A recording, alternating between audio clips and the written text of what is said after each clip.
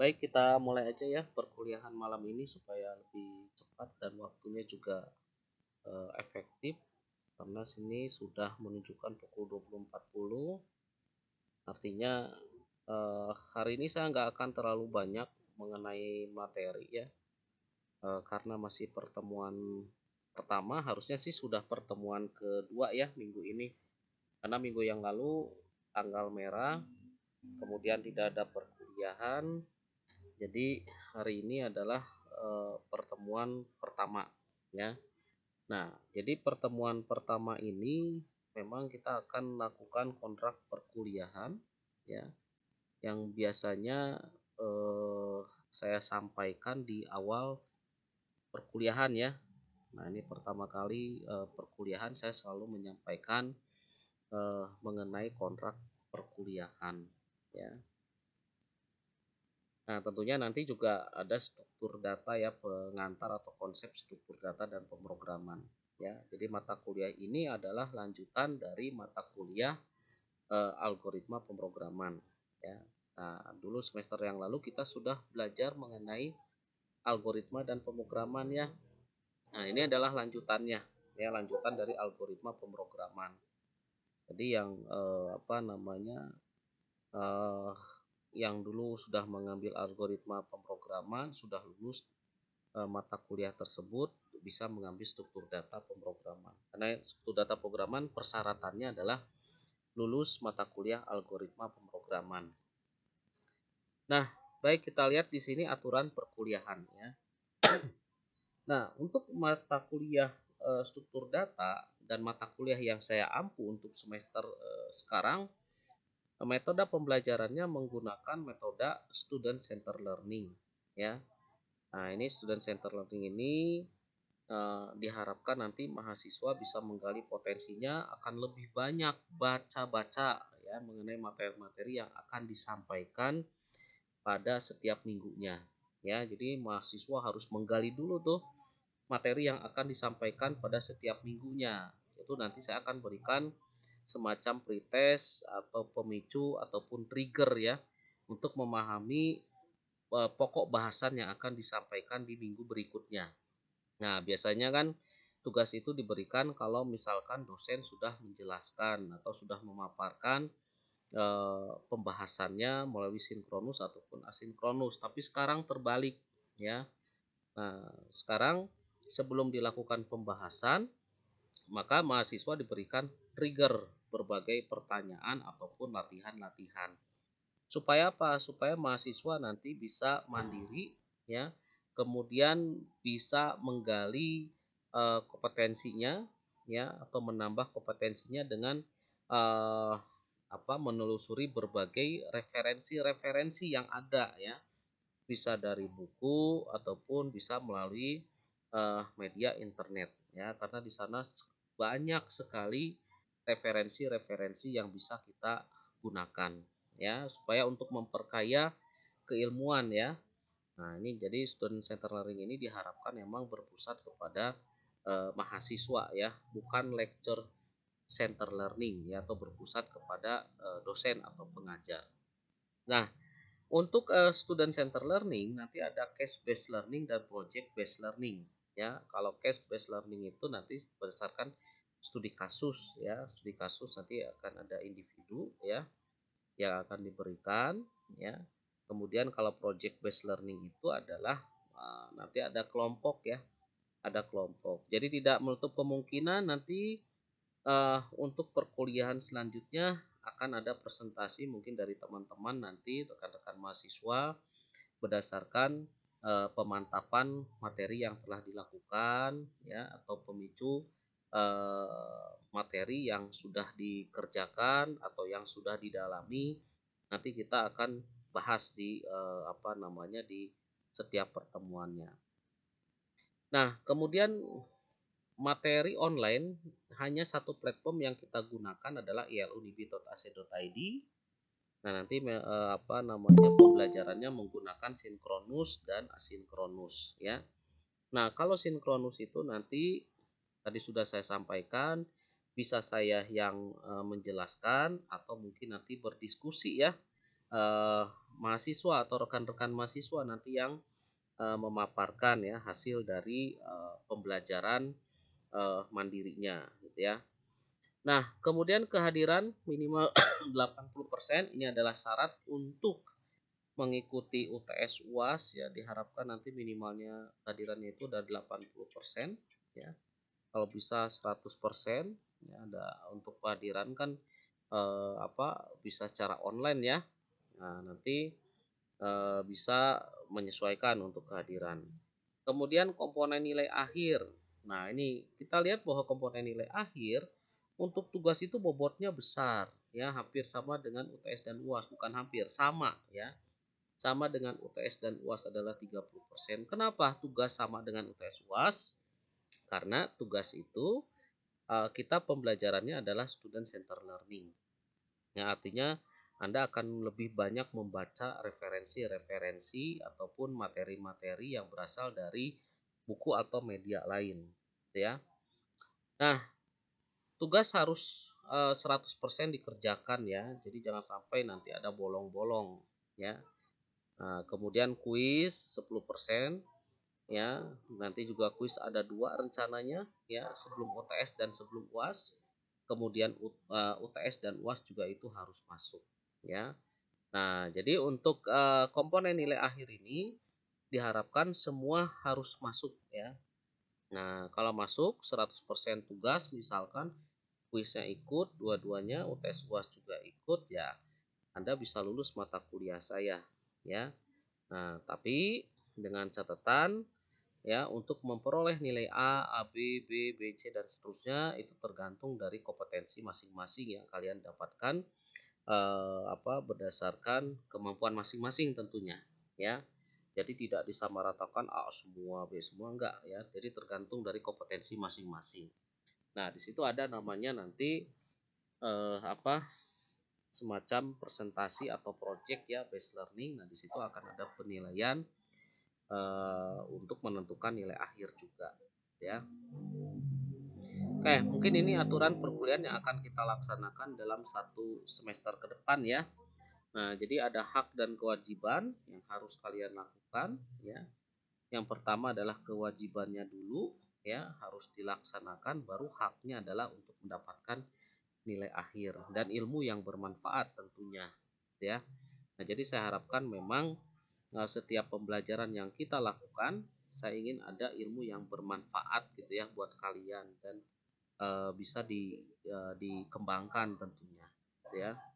Nah, jadi kan kalau kelas karyawan ya sangat mubazir sekali, hanya duduk manis, kemudian absen ya. Tapi ilmunya nggak dapet gitu ya, karena kan udah jam segini ya. Menurut saya ini udah sisa-sisa tenaga gitu ya. Sayang misalkan kalau tidak dimanfaatkan dengan baik gitu ya. Nah, mungkin itu aturan perkuliahan. Silakan ada yang mau ditanyakan. Kalau tidak kita lanjutkan atau sudah Misalnya kalau ya. nanti di akhir, kalau Kenapa? misalnya di akhir katakan nilainya kurang, apa ada perbaikan seperti itu nggak Pak? Ya, intinya gini ya. Intinya adalah Anda monitoring diri sendiri ya, monitoring diri sendiri. Jadi kalau misalkan kan di situ kan suka ada notifikasi ya di LUNIB itu tugas ataupun yang lainnya belum masuk, masukkan saja. Ya, walaupun terlambat masukkan saja ya. Nah, tapi perlu diingat ya, keterlambatan dalam pengumpulan tugas itu akan ada pengurangan nilai, artinya nilainya tidak penuh gitu ya. Itu konsekuensinya gitu. Jadi mohon diperhatikan juga untuk masalah pengumpulan tugas gitu ya. Nah, untuk perbaikan kalau sudah nilai keluar ya, kalau sudah nilai keluar itu tidak bisa ada perbaikan lagi. Kenapa seperti itu? Ah, biarin aja nanti tugasnya di akhir aja atau nggak usah dimasukin aja lah, nanti tergantung dari nilai akhirnya. Nah, jadi kadang ada mahasiswa juga nilai akhirnya udah keluar baru sadar tugasnya belum dikerjakan secara penuh gitu ya. Dari 100% baru masuk 20 atau 30%, sisanya kemana? Tuh. Padahal sudah saya sampaikan bahwa silakan kalau mau mengumpulkan tugas masih ada waktu, silakan ya. mau terlambat juga tidak apa-apa, tapi jangan kira-kira nanti pada saat mau UAS baru semuanya disubmit tugasnya, jangan kayak gitu ya. Ya seminggu 2 minggu bolehlah apa namanya terlambat, tapi ya ada konsekuensi pemotongan nilai gitu ya. Jadi mohon diperhatikan juga itu ya untuk masalah tugas, kuis, UTS, UAS. Kalau misalkan kuisnya tidak ikut kan bisa juga minta ke saya. Saya belum ikut kuis, bisa susulan. UTS nggak ikut, bisa ikut susulan. UAS tidak ikut, bisa ikut UAS susulan. Jadi jangan dibiarkan. Kalau dibiarkan, nilainya tidak akan keluar dan tidak lengkap. Nah, itu aja sih kalau dari saya. Ya. Oke, jadi silakan untuk menyesuaikan diri ya supaya nanti tidak ada permasalahan dengan nilai akhir ya. Jadi kalau saya tuh paling anti sebenarnya bermasalah dengan nilai akhir gitu ya. Nah, jadi eh, diusahakan apa yang kita lakukan, apa yang kita setuju ya kesepakatan kita hari ini ya kita jalankan. Untuk apa sih gitu ya? Nah, untuk nanti supaya tidak ada permasalahan pada saat eh, apa nilai akhir gitu ya. Nah, kadang mahasiswa seperti itu gitu. Ya ada beberapa lah yang seperti itu ya.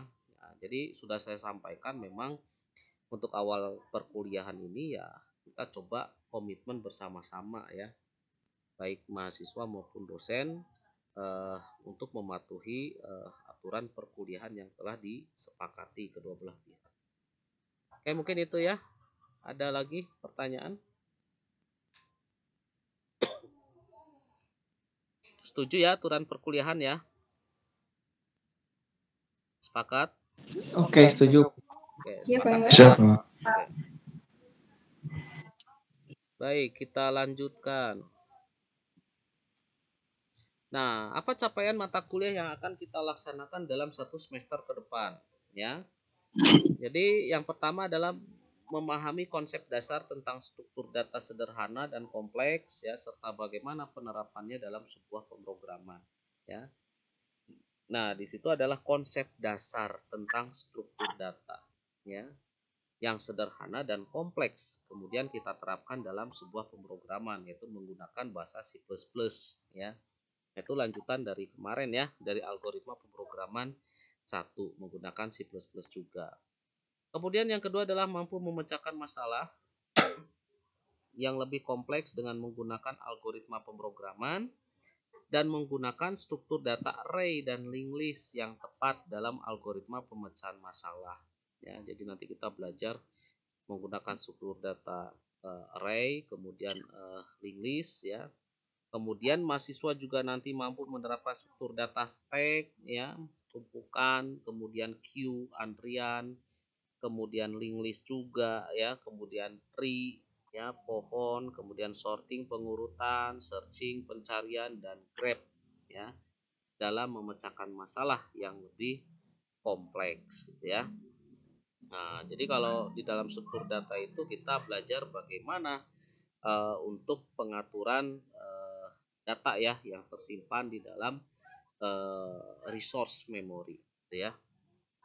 Oke, kemudian deskripsi singkat mata kuliah ya. Jadi mata kuliah struktur data dan pemrograman ini adalah mata kuliah lanjutan dari algoritma pemrograman ya.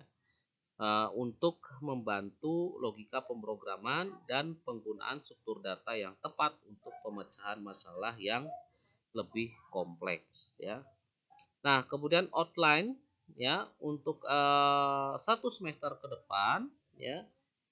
Secara garis besar kita akan belajar nanti namanya pointer ya, kemudian array, struktur, linked list, stack, queue, tree, sorting, searching, dan grab ya. Nah, jadi itu adalah mata kuliah pokok bahasan yang akan kita pelajari dalam satu semester ke depan ya. Oke, kemudian sorry. Referensi ya. Referensi yang kita gunakan ya, ini dari QGL Backman ya, instruktur programming with C++, kemudian Arwi Kaya, kemudian Muhammad Sukani ya. Nah, ini buku-buku yang bisa kita gunakan ya, tapi kalau kalian punya buku yang lain silakan ya. Asal sesuai dengan pokok pembahasan ya. Dan pemrogramannya kita masih menggunakan bahasa C++ ya untuk penerapannya. Oke, baik. Untuk software pendukung ya. Nah, ini software pendukung ini kita masih menggunakan yang sama dengan yang semester yang lalu ya. Kita bisa menggunakan kode blok ya untuk C++ nya, atau mau online-nya menggunakan online GDB ya, online C++ compiler ya. Itu software pendukung yang bisa kita gunakan. Nah, oke, saya kupas sedikit ya mengenai struktur data ya. Jadi kalau di dalam struktur data itu akan menjadi dasar dalam langkah awal perancangan program ya. Jadi di dalam perancangan program kita harus memikirkan juga ya data yang akan diproses di dalam di dalam pemrosesan ya. Kemudian alokasi resource-nya juga itu harus kita pikirkan ya. Nah, jadi algoritma ya ditambah dengan struktur data atau gabungan dengan struktur data itu akan menjadi sebuah program ya. Jadi di dalam algoritma itu tentunya kan untuk pemrosesan data untuk pemrosesannya itu kan butuh data input ya. Jadi data input kemudian diproses, kemudian data itu akan di-outputkan menjadi informasi. Nah, itu program adalah seperti itu. Jadi ada input, ada proses dan ada output ya. Nah, di mana algoritma itu sangat memegang peranan penting ya bagaimana nanti alur dari struktur data yang ada di dalam program tersebut. Kemudian kita lihat di sini pengertian dari struktur data adalah cara menyimpan atau merepresentasikan data. Ya, organisasi data di dalam komputer agar bisa dipakai secara efisien ya. Nah, jadi kalau kita berhubungan dengan struktur data ya bayangkan aja misalkan di dalam data mahasiswa ya, kita punya data mahasiswa ya. Mahasiswa itu kan banyak misalkan ribuan ya, di dalamnya terdiri dari atribut NPM, kemudian nama, kemudian alamat ya. Tapi ketika dicari NPM sekian, datanya benar. Namanya si ini, jenis kelaminnya ini, tempat tanggal lahirnya ini, kemudian jurusannya ini dan seterusnya, informasinya benar ya. Nah, setiap atribut itu kan tentunya memiliki keterhubungan ya antara satu dengan yang lainnya ya. Nah, jadi bagaimana hubungan tersebut nanti konsepnya bagaimana sih supaya nanti data itu satu sama lain itu saling berkaitan gitu ya. Nah, itu juga harus kita pahami. Nah, itu bisa menggunakan namanya pointer, linked list dan lain-lain ya. Nah, kemudian data itu adalah representasi dari dunia nyata ya. Nah, itu adalah definisi dari data ya. Jadi data itu di dalamnya terdiri dari atribut ya yang mewakili dari objek dunia nyata. Seperti yang tadi yang saya sampaikan ya, di dalam data mahasiswa itu terdiri dari NPM, nama, nah itu kan mewakili dari objek ya atau fakta dunia nyata. Kemudian contoh struktur data. Nah, di sini contoh struktur data itu kita bisa bagi dua ya. Ada struktur data statis dan ada struktur data dinamis ya.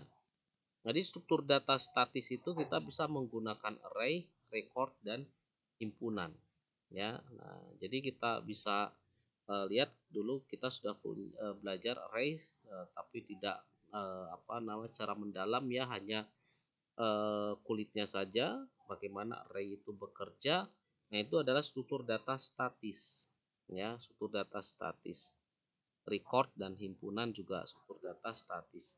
Kemudian struktur data dinamis itu ada list, kemudian queue ya, kemudian tumpukan atau stack ya, kemudian ada pohon dan graph ya. Nanti kita akan belajar ini ya untuk struktur data dinamis dan statis.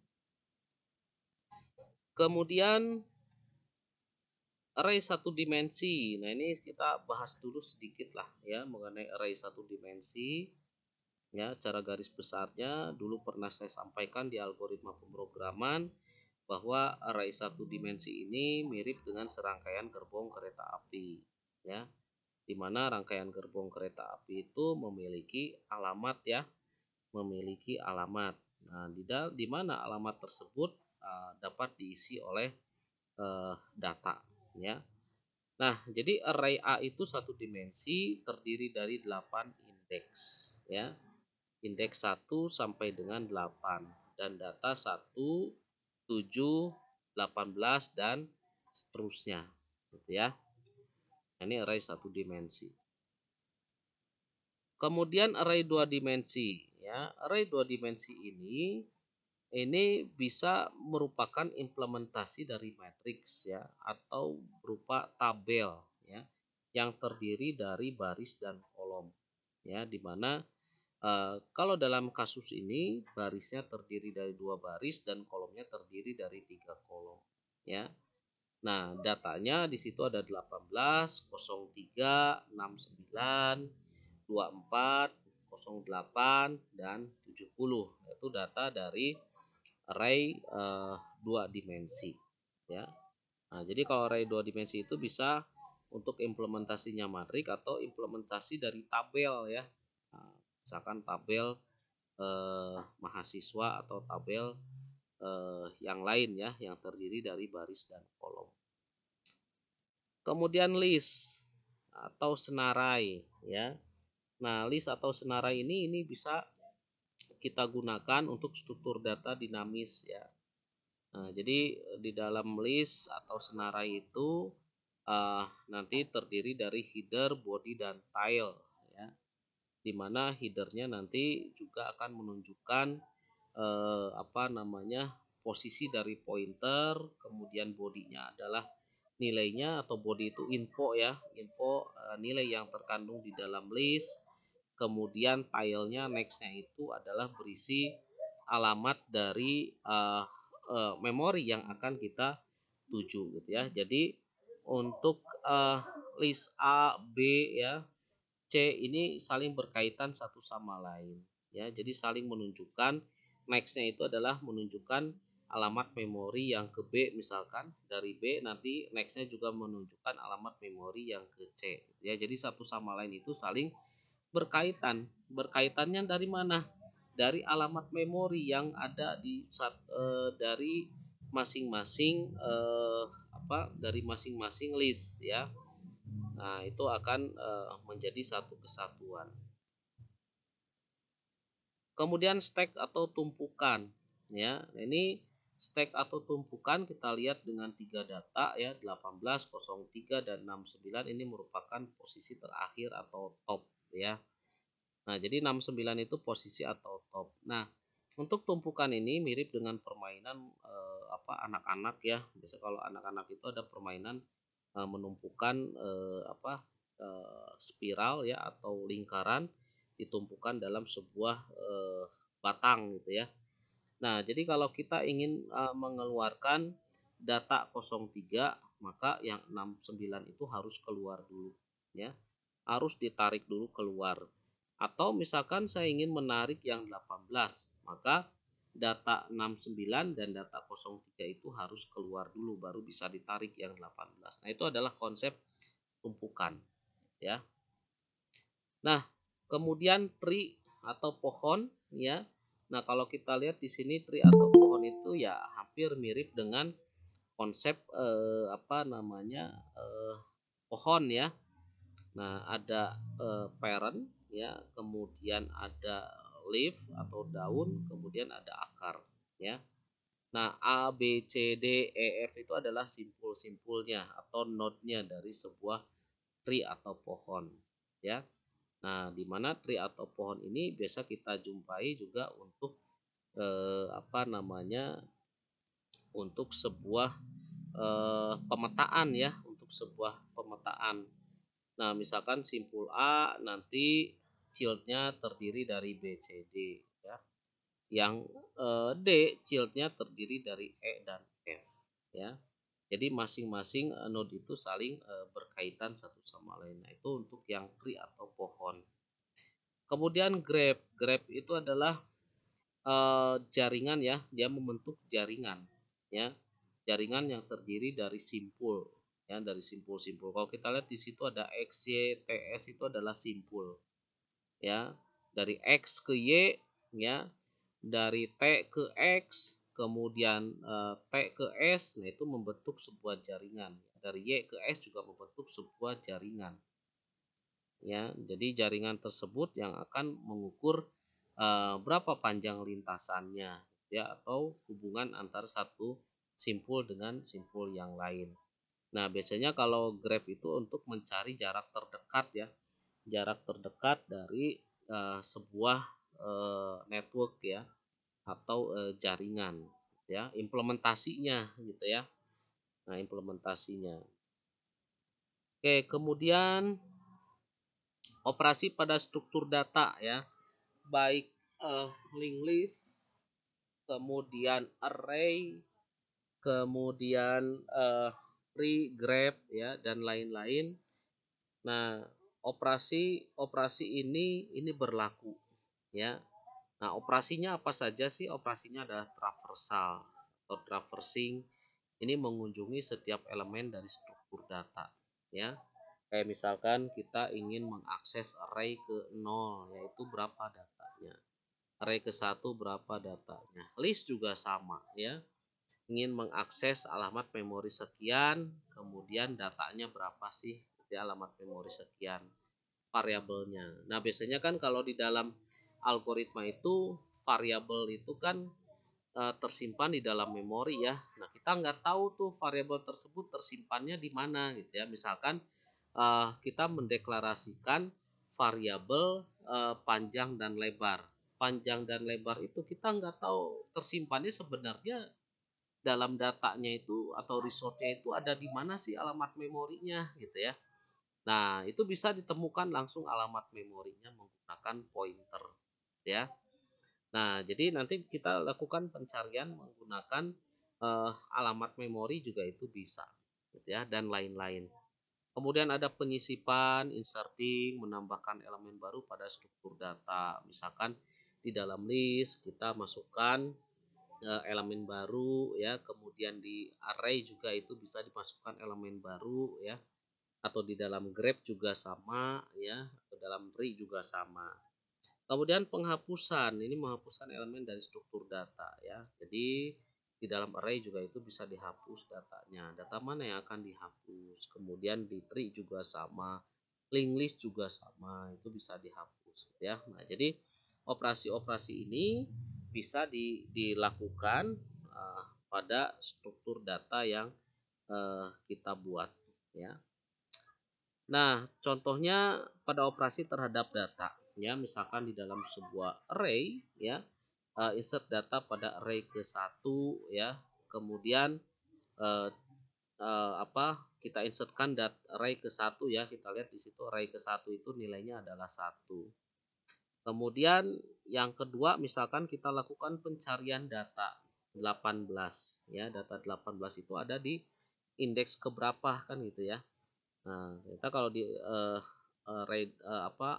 data ke-18 itu ada di indeks ketiga. Kemudian telusuri semua data ya, data itu dikunjungi, ditelusuri satu-satu ya sampai terakhir. Kemudian kita lakukan hapus data ke-6 ya, hapus data ke-6 itu ya 24. Itu dihapus datanya. Itu operasinya seperti apa ya. Nah, itu bisa kita lakukan ya. Kemudian manfaat perlu struktur data ya. Nah, jadi apa manfaatnya untuk perlunya struktur data? Yang pertama adalah mengenal bentuk organisasi penyimpanan data dan pengoperasiannya. Kita bisa tahu ya untuk performa sebuah program ya, maka organisasi penyimpanan data itu harus baik ya. Pengoperasiannya juga itu harus baik. Itu akan menentukan dalam performa sebuah program ya. Kemudian menentukan kualitas informasi, akurat, tepat, pada waktunya dan relevan ya. Informasi dapat dikatakan bernilai bila manfaatnya lebih efektif dibandingkan dengan biaya mendapatkannya. Contohnya gini, ya, kalau di dalam pointer itu kan menunjukkan alamat memori. Misalkan tadi ya sudah saya sampaikan, misalkan untuk variabel panjang dan lebar tentunya itu tersimpan di memori. Apabila kita ingin memprosesnya dan kita mengetahui alamat memorinya, tanpa mencari data tersebut ya kita tunjuk alamat memorinya. Nah, itu akan dengan mudah dan cepat gitu ya untuk mengakses variabel data dari variabel tersebut. Atau contoh lain di dalam dunia nyata ya, misalkan kita menggunakan Google Map. Nah, dalam Google Map kita langsung apa namanya mencari titik alamat ya. Oh, ada di sini, maka jalan yang ditelusuri adalah melalui jalan ini, jalan ini, jalan ini. Berbeda dengan kalau kita mendapatkan informasi alamat tapi kita tidak tahu alamat itu ada di mana titiknya.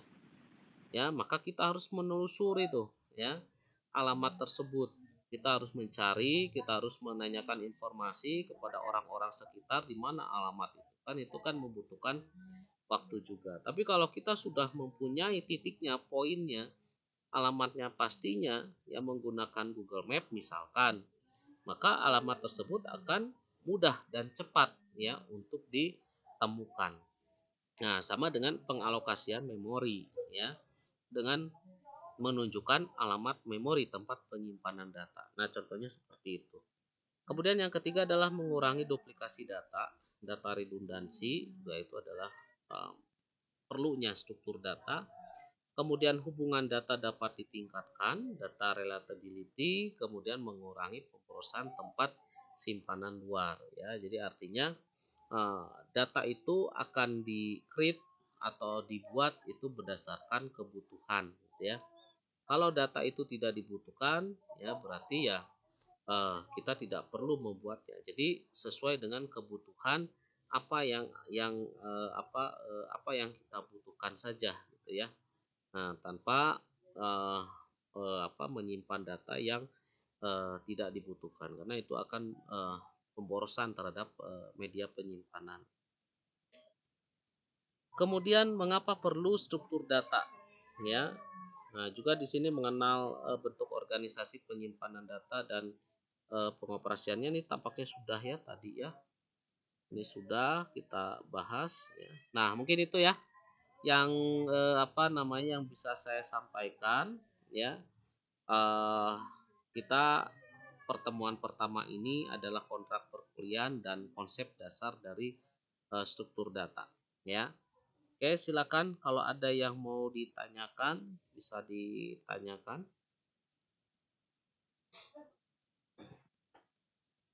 Ada pertanyaan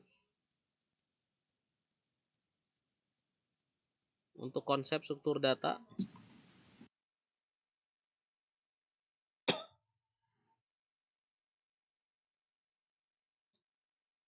Ada yang mau ditanyakan atau sudah cukup jelas? Cukup. Halo? Cukup mungkin Pak. Cukup ya. Oke, mangga ya. Jadi nanti untuk pertemuan selanjutnya saya akan buat trigger ya atau pemicu nanti untuk materi selanjutnya. Nah, ngomong-ngomong untuk pengganti mata kuliah yang minggu yang lalu, kira-kira hari apa kosongnya untuk di minggu ini? Karena harus ada penggantian ya, pertemuan minggu yang lalu. Hari Jumat kosong tidak?